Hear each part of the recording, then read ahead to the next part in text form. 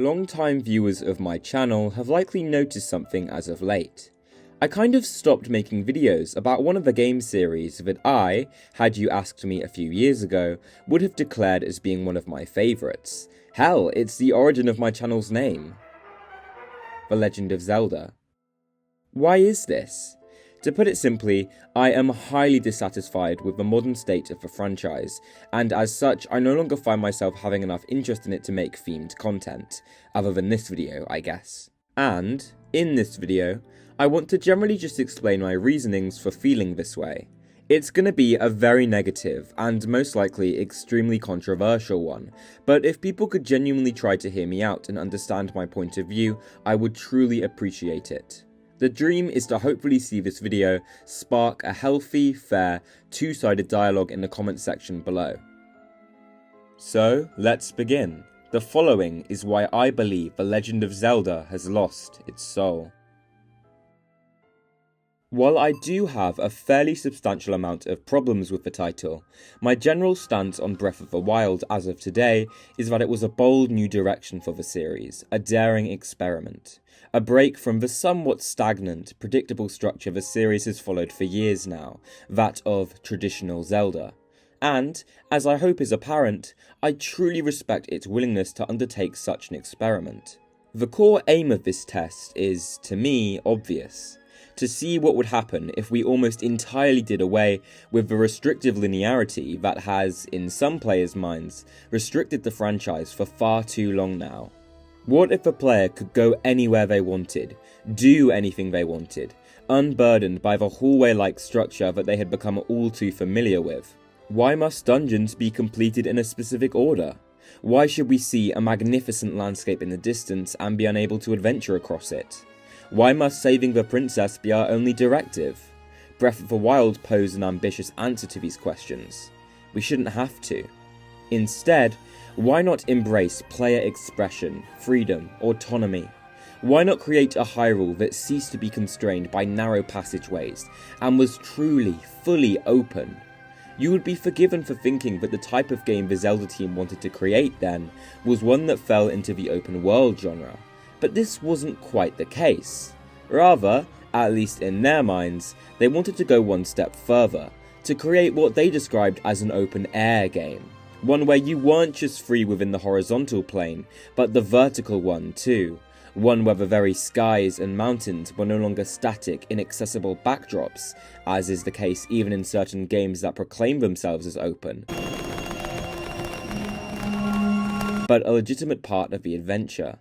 Furthermore, as touched upon earlier, dungeons will be completable in any order, the individual cutscenes can be viewed out of sequence, and so on. But, in my humble opinion, they simply went too far with this mindset. I'm all for wanting to break away from tradition and try something new, but in the process, they also robbed Zelda of something inexpressibly precious, its very soul. Throughout the prior segment, I spoke about traditional Zelda as something that was, at least near the end of its lifetime, rather unsuccessful. But, as will become incredibly clear later on, this is absolutely not what I personally believe. I wanted to paint a picture of the mindset I believe many who adore both Breath of the Wild and Tears of the Kingdom possess, and one I used to possess myself too. It's a mindset I can entirely understand and respect, and within this approach, there are splintered fragments of opinions that I agree with too. That the game's ability to let you truly explore every inch of its map with the new climbing and gliding systems was innovative in a way not many titles had been able to achieve. Even that the game's creators should be respected and praised for having the bravery to break away from convention and risk the future of the series by attempting something that was, for them, completely new. But that's just the issue. While this kind of game is a novelty for the Zelda team, the same isn't the case for the gaming landscape as a whole. The industry today is drowning in games like these. 3D, open-world sandboxes that prize freedom above all else, but in doing so, also rob themselves of identity and purpose. Certainly, there are elements of originality and innovation here, as in the case of, again, the climbing and gliding systems, But on the whole, Breath of the Wild felt to me, with retrospection, like another relatively generic open world game, with only slight modifications to the formula. It may also understandably seem that I'm critiquing open world games as a whole here, which isn't quite my intention.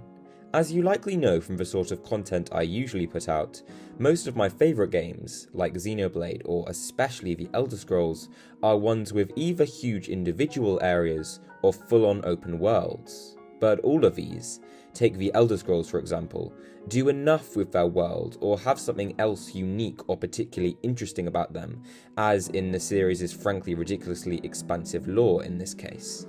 The issue is that many open world games nowadays don't have anything like this, and Breath is somewhat guilty of that. And even though open world games, like the aforementioned Elder Scrolls series, can display genuine originality, and this is genuinely admirable, as Breath of the Wild is even doing to a certain extent with some of its new traversal mechanics, in Zelda's case, the form the games in the series took before, traditional Zelda, I would argue represented something with far more originality, and so I still view it as a misstep for the series to change in this manner and head down the open world route. And it's also absolutely not true that Breath of the Wild is as guilty as many other games of following this kind of filler, copy and paste, soulless open world structure we see a lot of nowadays. Many other titles are far more at fault in this regard. I want to make it very clear, there are key things I do love about this game. I love its style, personality and aesthetic, the variety of the world and its different environments that they've created, the brilliance of some of the mechanics and how they let you interact with the world, like stasis and magnesis, simply how alive the world felt, and so on. I also simply can't go on without shouting out the frankly incredible physics system, another thing that goes a long way towards bringing Hyrule to life in this entry. It seems obvious that doing something like holding a burning weapon when walking through a lush field full of grass would set fire to it, until you play what is the majority of other open world games in which this simply doesn't happen. Where's the fire, Todd? There are just so many different elements at play here, all of which interact with each other in really clever ways and can be used to your advantage if you play your cards right. An example which comes to mind is that you're struggling against a particularly challenging combat encounter when a thunderstorm starts. Predictably, your metallic weapons begin sparking, but what if you could use this to your advantage? Using magnesis, you drop the sparking weapon on top of the difficult enemy and kill it using a natural feature of the world itself, lightning. It's remarkable how well all of this works, and for the Zelda team to pull it off this well is a genuine accomplishment worth praising. Despite some of my setbacks regarding the content with which they fill the open world, and the sort of game structure this new open world structure is replacing, this is without doubt the most technically impressive and thus alive feeling open world I've ever seen in a game, even if it is running on a tablet. But I can't shake the feeling that, as great as this all is, I'm really not sure it was worth it, especially when we consider what was left behind in its place.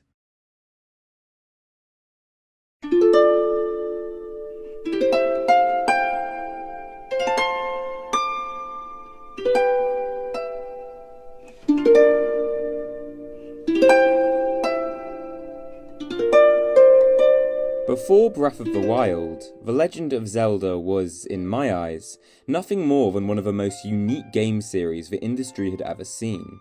There was simply nothing else like it. This was due to a multitude of reasons, but chief among them was one thing: dungeons. And can you hear that? The music was actually good. I didn't, and still don't know of any other games that come even close to matching how Zelda excelled in this department. Its temples were unmatched in their vivid, varied aesthetic identities, expressive, well-thought-out bosses, brilliantly interconnected layouts, and head-scratching but highly satisfying puzzles that felt genuinely rewarding to figure out. I grew up playing what is today likely the most disliked game in the franchise because of its excessive linearity, The Legend of Zelda Skyward Sword, and yet I'd still rank it among my top 10 favourite games of all time today for the sheer excellence of its dungeon design. Even dungeons many would rank among the title's weakest, such as the Skyview Temple and Earth Temple, are still sheer marvels of interconnectedness and are just amazingly well done. And that structure is something I miss so much, and also something that upsets me deeply because I know it's something this team is capable of, and not just capable of creating, but excelling in. Each is a gauntlet of mind-bending puzzles whose answers are remarkably cleverly hinted towards, in a way that's both not so obvious as to take away from the fun of figuring it out yourself, but also not so vague that it becomes frustrating. Gorgeous, unique, expressive and varied aesthetics, from the pristine, golden, Buddhist-inspired haven that is the ancient cistern, to the ancient, rickety, time-splintered sand ship, and satisfying and at times genuinely challenging boss encounters that each make use of a totally distinct, fun new mechanic exclusive in some cases to only that one individual fight, and so on. Look, I could ramble on about Skyward Swords and indeed traditional Zelda as a whole's dungeon design for hours, but you get the point. The long and short of it is that they're excellent. Breath of the Wild, then, almost entirely ditched this format for its dungeons.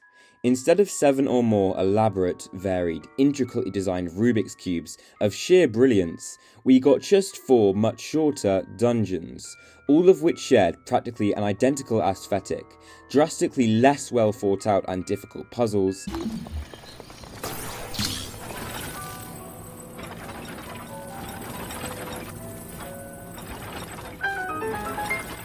Nah, I'm sorry, but you do not get to play that jingle as if I should feel satisfied for figuring out some elaborate puzzle, man. Like, what?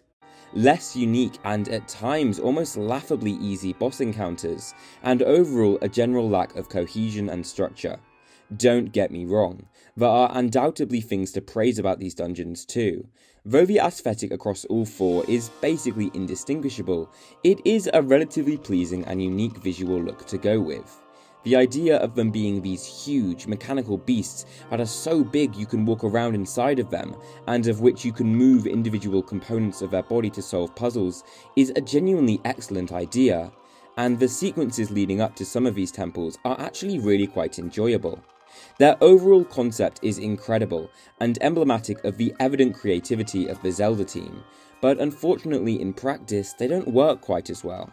An opinion I've heard many proclaim online is that if there were many more dungeons, and only 1 or 2 followed the format of Divine Beasts, their shortcomings would be easier to forgive, and I absolutely agree. They would have more of a novelty factor, and they're definitely not worth ditching in their entirety. The issue is that this is pretty much all we get in terms of dungeons in this title, unless you count Hyrule Castle, but that's even further from a traditional conception of a Zelda dungeon in my eyes. Another way in which Breath of the Wild simply diverted too far from traditional Zelda in my eyes was the way in which the structure of the story was altered. Instead of the narrative following a set path, you can view individual scenes and events entirely out of order, and the overall story is generally just much more loose, with nothing really changing during it. You wake up, are told by Zelda to activate the tower, meet the old man who tells you to beat the 4 shrines, then reveals his true identity as the king of Hyrule and advises you to head to Kakariko village, where you are tasked with your main overarching goal: free the 4 divine beasts so that they can lend you their assistance in defeating Ganon and freeing Zelda. That's it. Beyond this point, the story doesn't change, surprise, or alternate from its course in any meaningful way. It just feels flat. Gone are the fun, pompous, mustache-twirling, but genuinely quite threatening at times villains. Gone are the plot revelations that break your heart. Gone is the satisfaction of finally untangling a truly good, not just passable, narrative. I already know what many of you watching are probably responding with right now, and to do so is perfectly valid. Zelda as a series has never been known specifically for its storytelling. Even during the traditional era, the stories on display were never revolutionary or anything. This is true, and I acknowledge wholeheartedly that even these games weren't JRPG level or anything close to it in terms of the complexity and general quality of their narratives, but they were still a hell of a lot better and more memorable than what Breath of the Wild gave us, which is what I view as the most important thing here. Allow me then to conclude my overall opinion on Breath of the Wild and how it changed the Zelda series. Although I believe it did take too much of what made Zelda Zelda away from the experience, and I do find this to be a legitimate, quite severe shortcoming of the game, I can forgive this, as it was the team's first time developing this sort of game, and their first time really trying to shake up the formula. Experiments are rarely perfect, and there's nothing wrong with that. In fact, it's almost for the best that mistakes like these are made, in that they allow for improvement in the next iteration. And it's not like this experiment was a total failure either. Far from it, in fact. It also saw many successes, particularly in how it revolutionised certain elements of the open world model, like the more open traversal mechanics and enhanced feeling of life to the world. Going forward then, the future of Zelda seemed somewhat obvious. The developers would continue with the open-air structure that had made Breath of the Wild such a breath of fresh air for the series, but also reintegrate some of the more beloved elements of traditional Zelda that had been lost in the transition, such as a more linear, complex story, defined characters, and of course, proper dungeons in the style of old. I genuinely believe that, had they done this, and I think it's something that was very much within their ability to do, we would be looking at a genuine contender for one of the best games of all time. What people, and myself despite my issues with it, find the most impressive about Breath of the Wild is undeniably how it truly lets you go anywhere with the climbing and gliding systems, and how advanced the physics system is. And what people found the most impressive about traditional Zelda wasn't necessarily its linearity, but things like dungeons and the story. Put these things together, the best aspects of both kinds of Zelda, and that would be something truly special. Better yet, why not integrate these differing systems into one another? Instead of having returning traditional style dungeons purely being a part of a linear story, inherently disconnected from the other core dimension of the game, the exploration and the open world, why not combine them? Why not also have other, entirely optional dungeons of this kind hidden within the world to reward exploration? Ditch the format of having around 120 or so shrines, and instead create around 5 of these full-length dungeons, scattering them across an entirely new map, with maybe about 20 shorter, more shrine-like mini-dungeons, each about the size of 3 shrines, existing 2 to supplement them. It sounds like a dream. Tears is a game I have incredibly mixed feelings on. On the one hand, I can't deny that I had fun playing it.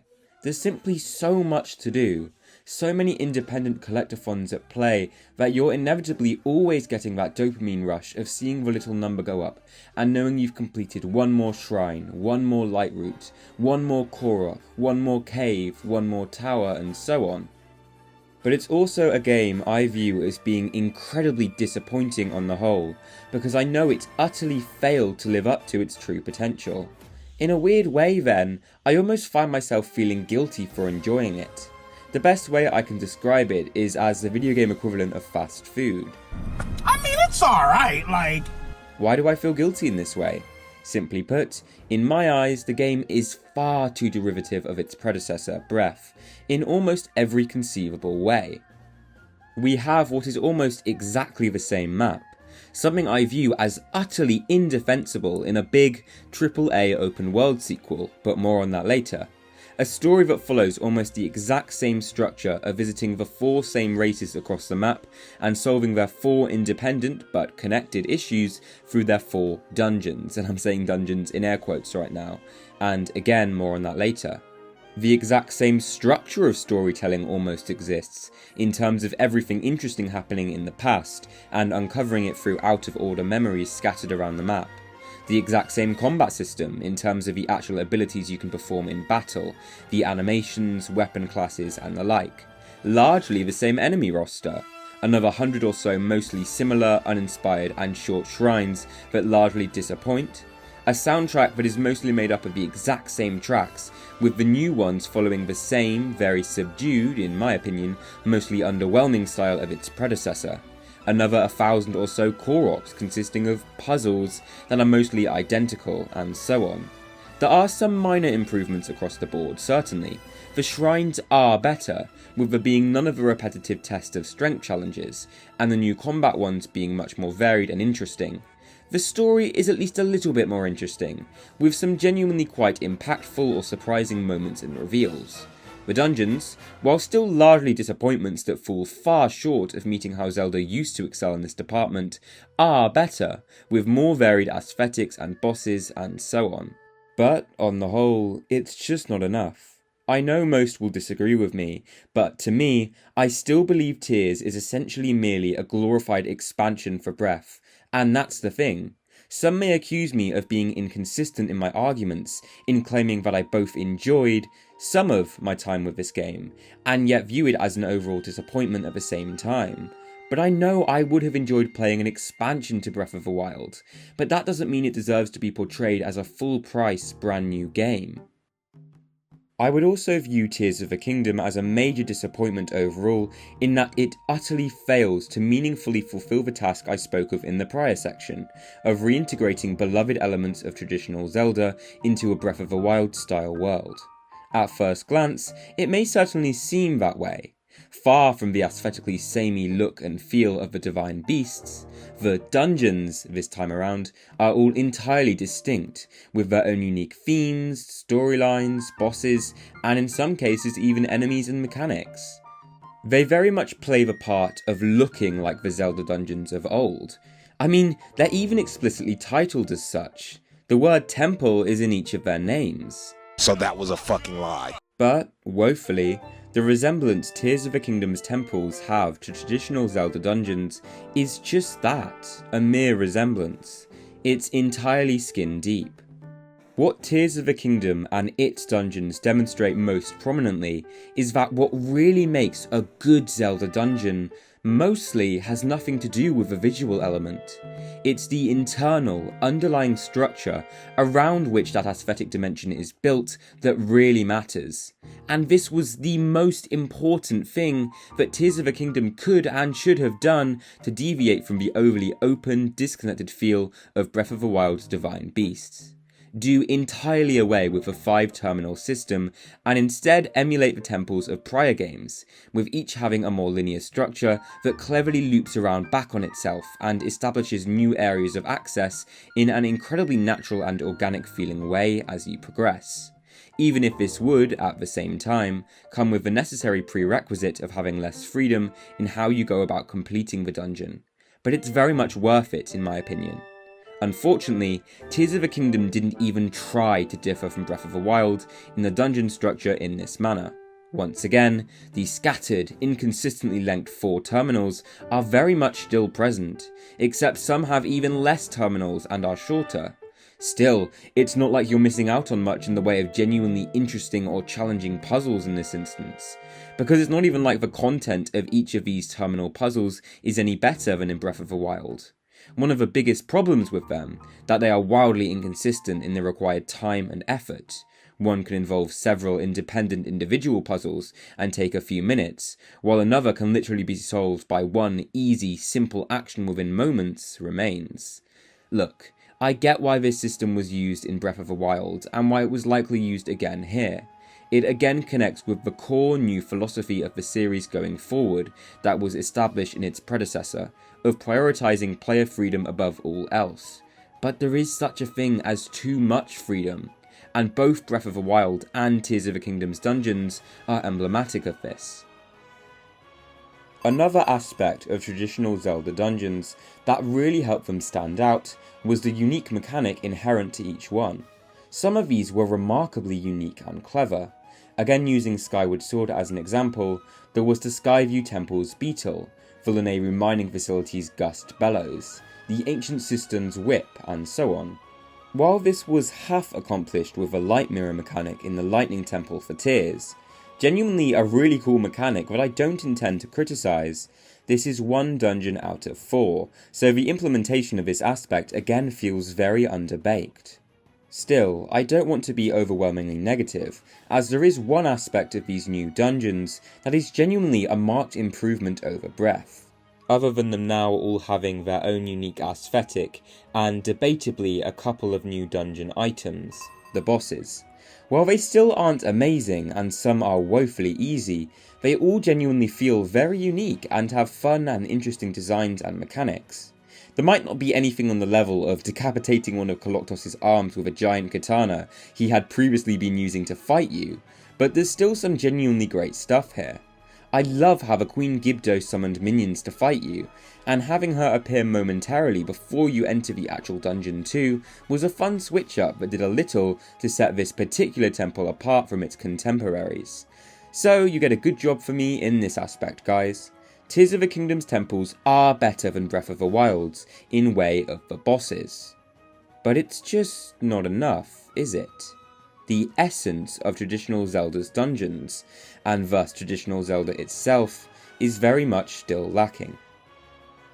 So, Tears of the Kingdom fails as at least one part of the theoretical dream Zelda game we talked about earlier, in restoring traditional elements to the series.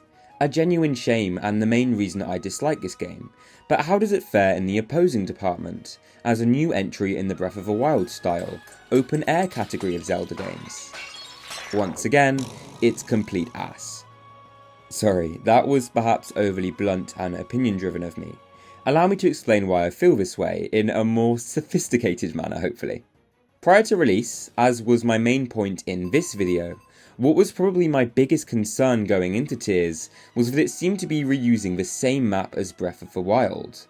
I guess at this point I just assumed they would reincorporate elements of traditional Zelda into the game too, because it seemed incredibly obvious that was the smartest thing to do, but hey ho. And as of today, I believe that concern was entirely warranted. In terms of what we ended up getting in terms of the world this time around, the objective truths are the following. An almost entirely copy and pasted surface map from Breath of the Wild, with only very minor changes or additions, such as one new full-scale town. Oh, and there's ugly copy and paste Sky Island rocks strewn everywhere if that counts. 147 caves that largely feel similar to one another, although these are actually probably the one way the world/exploration has been altered that I have the least to criticise about. Genuinely a decent addition that works really well with the new Ascend mechanic specifically, but of course, one new good change to the world is not sufficient if the rest are largely underwhelming. The sky, which feels like a totally random, disparate series of copy and paste island types randomly scattered without any rhyme or reason. There is nowhere near enough of them to make exploration actually interesting, with the tutorial area and its Great Sky Island being pretty much the only substantial one in the entire game. This feels like a huge kick to the balls, especially since they made these new landmasses seem so prominent in the game's marketing material, only for them to feel like the developers put about a day's worth of time and thought into them. Even if there were more of them, the developers still display an utter lack of creativity and effort in that they all share exactly the same biome. How on earth do you go from a world as varied environmentally as Breath's to this? And that problem continues to an even more severe extent with the final and, in my opinion, most flawed of the changes/additions to the world: the depths. If there is ever an example of wasted potential in a video game, or specifically a video game area, it's this. How the do you create a map this unbelievably huge, the same exact size as Hyrule in fact, without it occurring to you that perhaps it should feature at least some amount of environmental diversity? Just like the skies, the entire area, no, the entire map in this case, looks exactly the same. And this is especially a letdown when you consider what potential an underground map specifically had. Again, I'm going to make reference to this incredibly old video I made. If you do choose to watch it, please forgive my squeaker voice, in which I believe I, some random fan online, displayed infinitely more creativity and passion in brainstorming my own ideas for an underground map in Breath of the Wild sequel, while reading from a script that took me a few days to write, compared to Tears' dev team actually working on their game over the course of years. Thinking about it, I genuinely can't see this region, this entire map, taking more than at most a couple of months to put together. It's not just that all the assets and textures are reused over the entire thing, but it's also that the very terrain is pretty much a one-to-one inversion of the surfaces. Hills become ditches, water bodies rock faces. While this is admittedly quite a cool idea, it does seem to imply that they could pretty much have generated the entirety of the depths with just a few lines of code. I'm no programmer, but surely they just inputted some command which dictated an inversion of the surface's height map. How can you get that lazy? So, to sum up, Tears gave us just 2 new biomes to explore. Golden Forest for the Sky Islands, which even then just seemed to be a reskin of many of the surface's tree assets, and a biome that I would genuinely be a fan of if it didn't make up 100% of its layer of the map. The forests and fields made up of sinister, alien-looking giant plants of the depths. In comparison to Breath of the Wild's menagerie of 10 or so, and likely more, environments. Just to show how drastic this difference in the quantity of environment types really is, off the top of my head you have, for Breath of the Wild, generic green grassy field/forest, flat desert, canyon desert, snowy mountain forest, full themed forest/fields, aquatic themed biome, stormy marshlands with unique tree design, tropical rainforest, tropical coast, volcanic, dense foggy forest, savanna biome with baobab style trees, this marshy area, huge deep gorge style environment. There is so much more I could talk about in regards to the things that disappointed me in Tears, but I think you sort of get my overarching viewpoint on this game already, and this script is already scaring me with its length. One thing I do want to comment on, however, that many have been screaming at me about through their screens for a little while now, I'm sure, and that's valid, is the new building and fusion mechanic that Ultra Hand and Fuse allow for. I'm not going to try and downplay this so as to act like this game has no redeeming features whatsoever.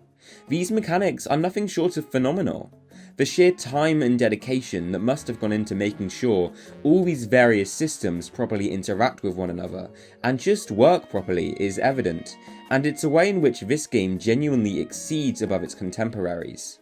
Breath of the Wild was already rather impressive in the intelligent and sophisticated nature of its physics system, but this just takes it to a whole new level. The amount of fun I had just messing around, experimenting with putting different things together to see what ungodly creations I could make, cannot be understated, and I think this is why so many adore this game. For me though, if your game has pretty much just one thing, one way in which it's good, well, phenomenal, but pretty much everything else about it is either subpar or downright bad, it's still a disappointing game. And it's just a shame, because I also think these mechanics could have been even more fun if they were able to be used within an entirely new map. Building unique vehicles to traverse Hyrule is still fun, even though it's a world you've already seen before, which is actually quite impressive. But what if you could create vehicles to help you get across an entirely foreign world? The possibilities appear endless. But they, among so many others I touched upon earlier, go entirely untapped. And that's incredibly frustrating. But what I find the most frustrating of all is that it has become apparent that the Zelda team no longer has any intention of making a game like the one I posed at any point in the future, in which the more traditional elements are not entirely neglected, arrogantly and carelessly tossed to the side as if they lack any sort of value, but integrated in tandem with some of the newer ones. In fact, most concerningly of all, they seem to almost view the kind of game that the older 3D Zelda titles strove to be as a mistake, something to be learned from and regretted. In a recent interview, the creator and producer of the series, Eiji Aonuma, stated the following: "It's interesting when I hear people say, I miss traditional linear Zelda, because I'm wondering, why do you want to go back to a type of game where you're more limited, or more restricted in the type of things or ways you can play? This is, for me, the final nail in the coffin that traditional Zelda, and everything it represented, is dead. Zelda has lost its soul. Its own progenitor has forgotten what made the series so beloved in the first place, because that linearity, or at least even just a small amount of it, was what allowed for the existence of fan-favourite series staples, like the stories and, of course, the dungeons. And I think that's truly a shame. But hey, that's just my opinion. It's incredibly apparent that most have accepted the new state of Zelda wholeheartedly now, and I respect that. And it's also not like the new games we're getting are objectively bad or aren't fun. Clearly, they are to some extent, otherwise they wouldn't be so incredibly popular. And there is still a ton of amazing stuff here worth praising, as I did with Tears' building mechanic. So maybe this type of game just isn't for me anymore, but as other people can get enjoyment out of it, power to them. What I wanted to do in this video was not to encourage any kind of dissent towards the people who do love Tears, or the new direction the series is going down, but simply explain my current viewpoint and the absence of attention I've been giving to the franchise on this channel. One more thing before I finish, I'm actually reading from the script on the exact same day, this is freestyle if you can't tell, on the same day as the Direct on the 18th, so we got that new 2D Zelda game announced. Everything I've said in this script, I didn't think to mention in the beginning, is applying to 3D Zelda.